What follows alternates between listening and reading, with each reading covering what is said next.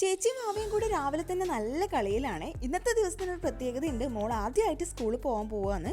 ഒരാഴ്ചയോളമായിട്ട് നല്ല മഴയാണ് ഉണ്ടായിരുന്നത്. ഇന്ന് നല്ല വെയിൽ കാണുന്നുണ്ട്.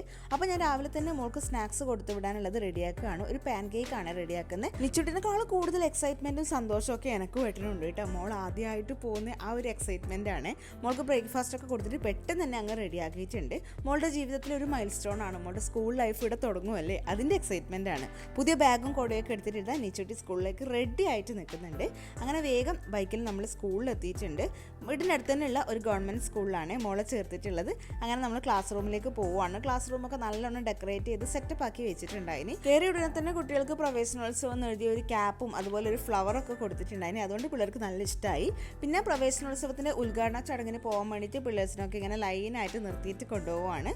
ആദ്യം തന്നെ സംസ്ഥാനതല ഉദ്ഘാടനം നമ്മുടെ മുഖ്യമന്ത്രി ചെയ്തിട്ടുണ്ടായിരുന്നു. അത് ലൈവായിട്ട് സ്ക്രീനിൽ കാണിച്ചു തന്നിട്ടുണ്ടായിന്. പിന്നെ അത് കഴിഞ്ഞിട്ട് സ്കൂൾ തല ഉദ്ഘാടനം അവരുടെ ചടങ്ങും കാര്യങ്ങളൊക്കെ അവിടെ സ്റ്റേജിൽ നടന്നു. ആ സമയത്തൊക്കെ പിള്ളേരെ സ്റ്റേജിൽ തന്നെ ഇരുത്തിയിട്ടാണ് ഉണ്ടായിരുന്നത്. പിന്നെ മറ്റൊരു സന്തോഷം എന്താണെന്ന് വെച്ചാൽ അമ്മ 10-14 വർഷത്തോളം വർക്ക് ചെയ്ത സ്കൂളിലാണ് മോളിപ്പം പോകുന്നത്. ആ ഒരു സന്തോഷം കൂടിയുണ്ട്. പിന്നെ പിള്ളേർക്ക് കൊടയൊക്കെ കൊടുത്തിട്ടുണ്ടായിരുന്നു ഗിഫ്റ്റായിട്ട്. അതൊക്കെ കൊണ്ട് പിള്ളേർ ക്ലാസ്സിൽ എത്തിയിട്ടുണ്ട്. മോളെ ഫ്രണ്ടാണ് ഇത്, ശ്രീനിഹാരിക. അങ്ങനെ ഗിഫ്റ്റായി കിട്ടിയ കൊടയൊക്കെ കൊണ്ട് നമ്മൾ തിരിച്ച് വീട്ടിലേക്ക് വരികയാണ്. അപ്പോൾ അവിടെ നാടൻപാട്ടിൻ്റെ കുറച്ച് പ്രോഗ്രാംസ് ഒക്കെ ഉണ്ടായിരുന്നു കേട്ടോ. കുറച്ച് സമയം നമ്മൾ പ്രോഗ്രാമെല്ലാം കണ്ടിട്ട് നിന്നു.